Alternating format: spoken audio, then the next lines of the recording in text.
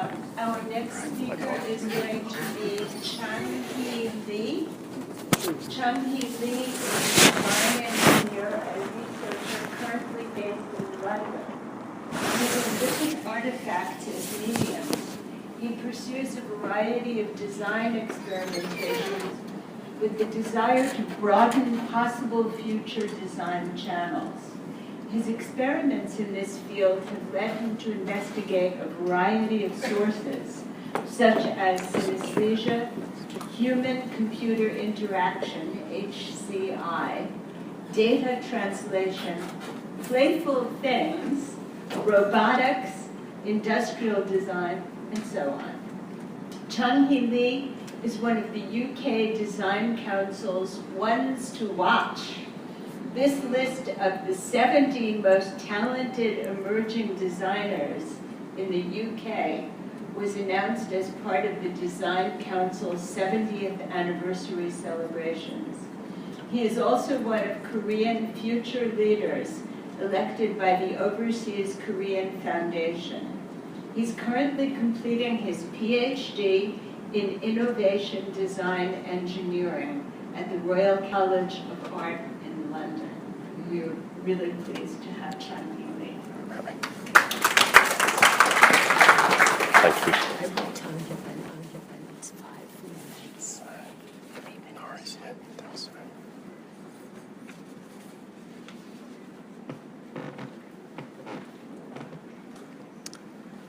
minutes. So thank you.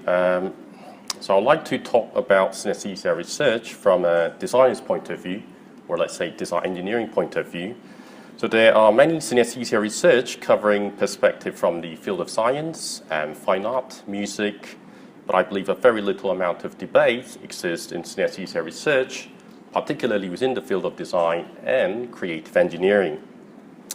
So I'm currently almost completing my current doctoral research at the ASA in London, and my research focuses on creating different approaches, or let's say methods, of applying this phenomenon of synesthesia as inspirational sources for creative idea generation process.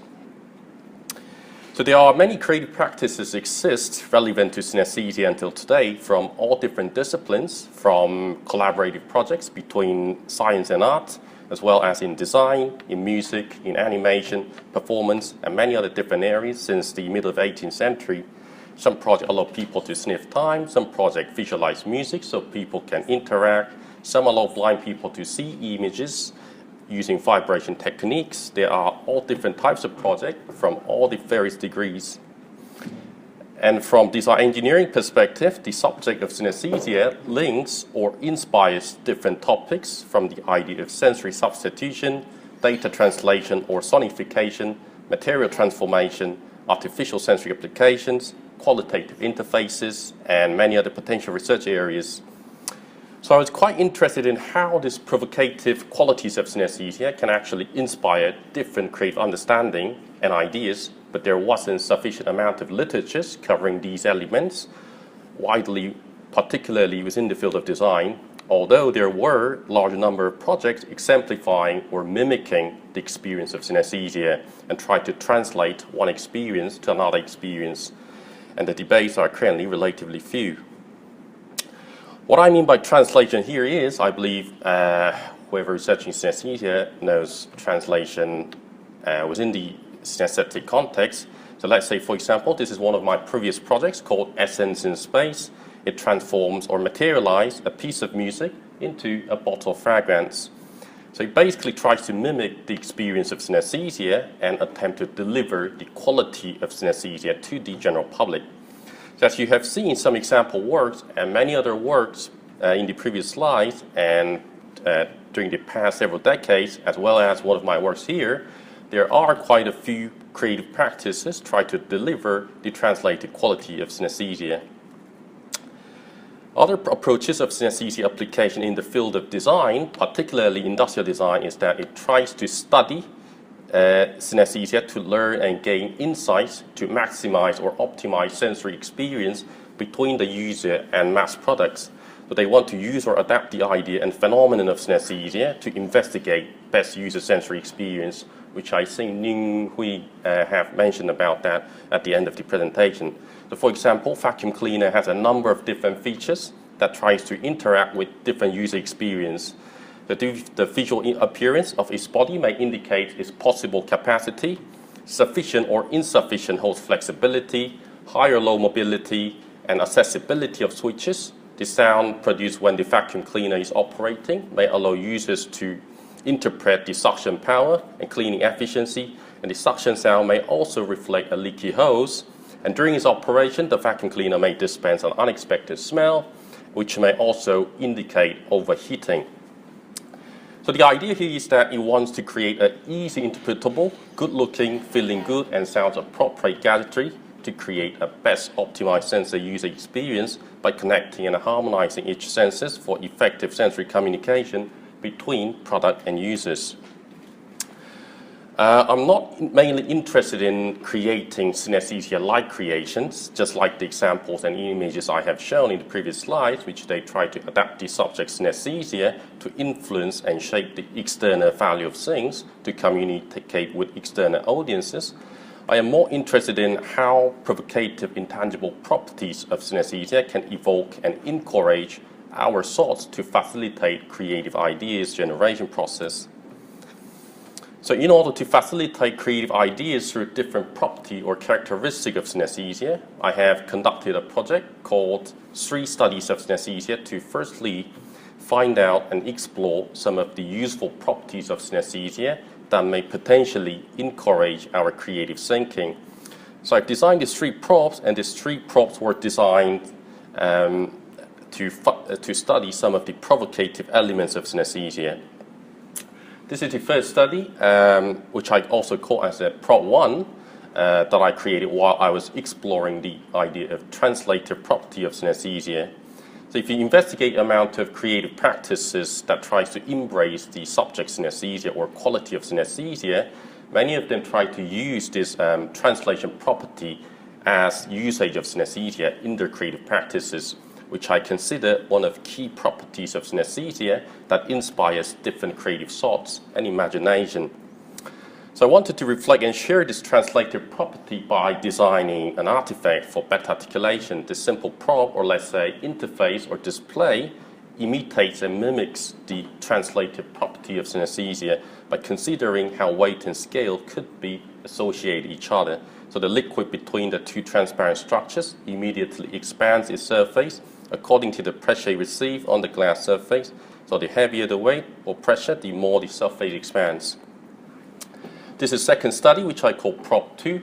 The second study, prop 2, that I wanted to reflect and question the difference between our mental images and the real images of taste. So this prop allows people to taste actual electricity. So I was interested in the taste of vocabulary word electricity, as some people actually taste this vocabulary, and conceived the idea of allowing people which non-synesthete to taste the real electricity to see and feel the distance between the real and surreal image of taste. As I thought the property of mental imagery is one of significant part of synesthesia that can possibly influence our creative speculations for idea generation purposes. This is third study, prop 3, that I wanted to reflect the property of narrative of synesthesia or stories of synesthesia. So there are all different types of synesthesia, and stories and narrative exist even with a single type of synesthesia. And I have considered story of synesthesia as creative materials that can potentially intrigue our thoughts.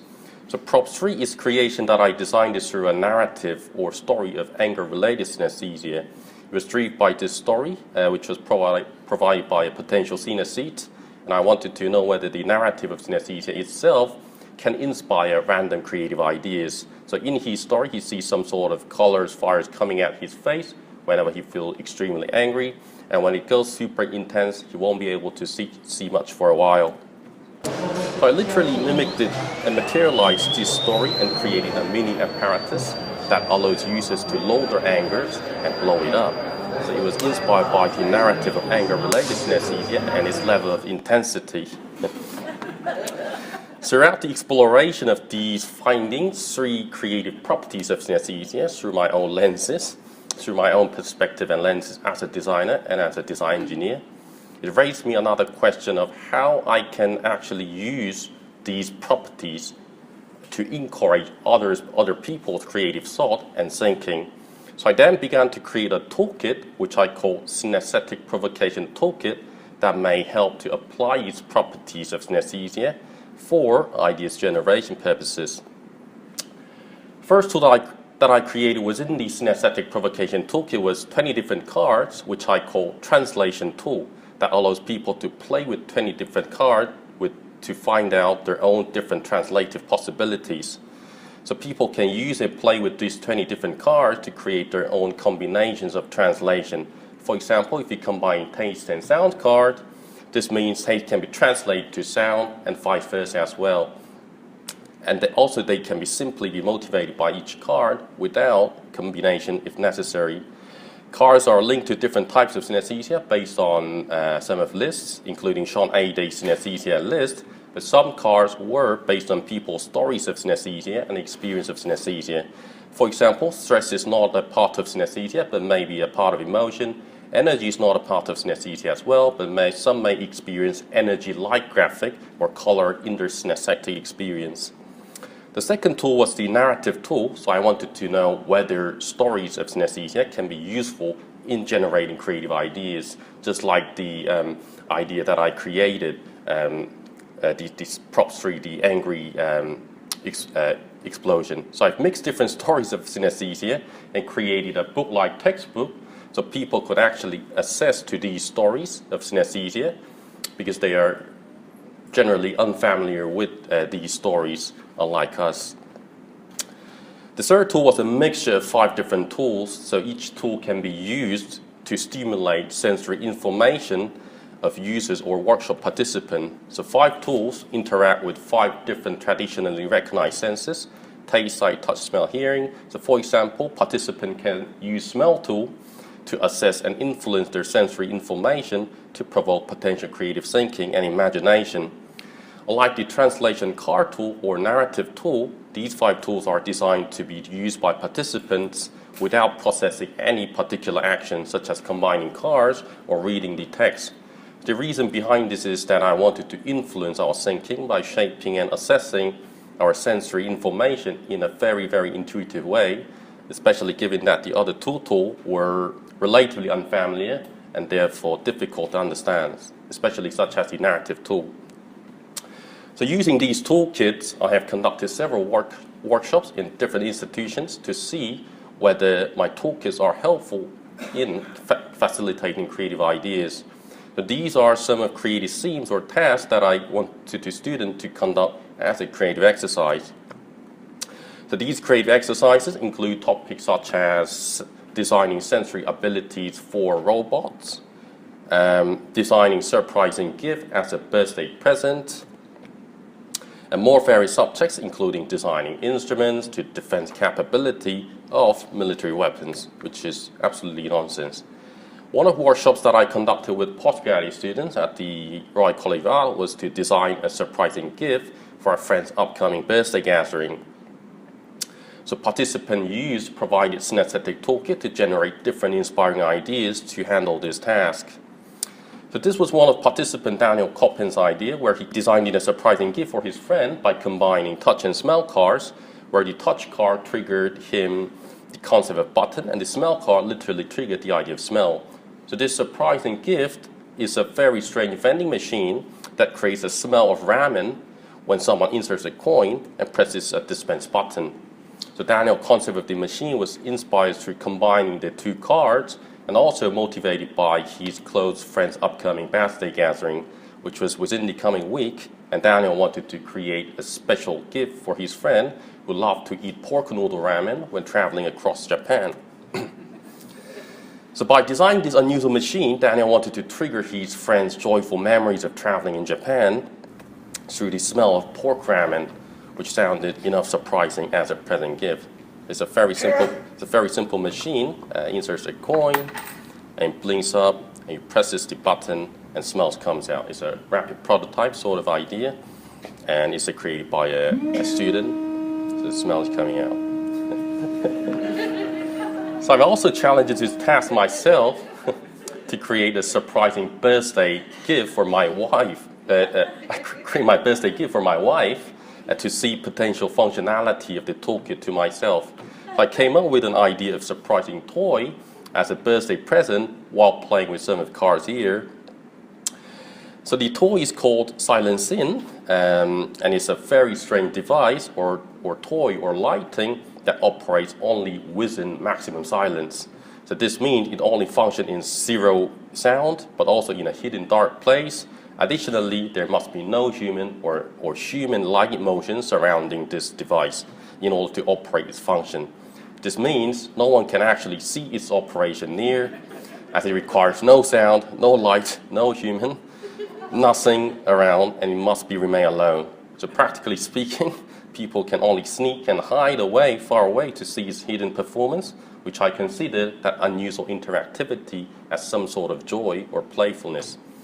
So whenever it operates, it has a special dichroic prism under the stepper motor and rotates slowly and reflects the given lighting and provides wonderfully various prism colors, but no one can actually see that. This is demonstration, and in order to demonstrate, I had to remove all the sensors, as otherwise I won't be able to near close and film this demonstration clip, as it must remain alone to perform. This was another workshop that I held at Carnegie Mellon in Pittsburgh. So this was a task to create different sensory abilities for robots. So this robot is called Robot X, who does not have any ability to perform any function or recognize anything. So students have to use the toolkit to shape and design sensory abilities for this robot to create any type of robot. So it could be literally like a vacuum cleaning robot, musician robot, security robot, and so on. Some of the images are processing, students designing their ideas using sketches and toolkits. So this was one of example ideas by a student, Joseph, at Carnegie Mellon. He combined the orgasm and color card to design a chair that pops a balloon with colors when having a good night's full stretch on this unique chair. This is another creation by a student, Jasper, by combining two cards, paint and color. So this was a bow-tie rolling robot that can help people with fashion and clothing by detecting colors. So this robot has an extreme sensitivity to fashion and feels pain or shock if it discovers a human wearing bad-looking, unbalanced clothing. So it's a very strange robot that offers an unusual interaction between user and artificial intelligence. This is other creation. It's a firework bot where the participant came out while combining color and paste card. So this robot, or let's say a device, sits in front of you and shoots out tasty color mist that enhances your food experience. So these ideas may sound very silly. Some may feel fun, ridiculous, unexpected, perhaps innovative in a way, or provocative. But what I'm trying to say is that intangible property or characteristic of synesthesia could potentially facilitate creative understanding and provocative thinking. Not just creative ideas, but also evolve creative debates, such as in the realm of human-computer interaction, and also studies like data physicalization. So if you see on the left, it's a paper from widely known Human-Computer Interaction Journal, ACMCHI, and this paper is proposing the idea of qualitative interface and display, which try to seek new opportunities for information presentation within this digital era. So in this context, they are using my weight and scale prop as possible case studies of qualitative display, which I initially never thought about this two relationship. This prop also has been covered in the list of data physicalization and physicalization, as the community thought the prop shared the capability of translating or transforming information and data in a tangible form. So I'm trying to expand the application level of research, and instead of focusing on perception and experience of synesthesia, as I believe there is emerging comprehensive interest and inquiries emerging in synesthesia research to explore opportunities beyond the mere scientific analysis and research setting, which I believe my research could potentially contribute and facilitate future debates and further interdisciplinary studies in relation to its creative context within synesthesia research. That's the end of my presentation. Thank you for listening.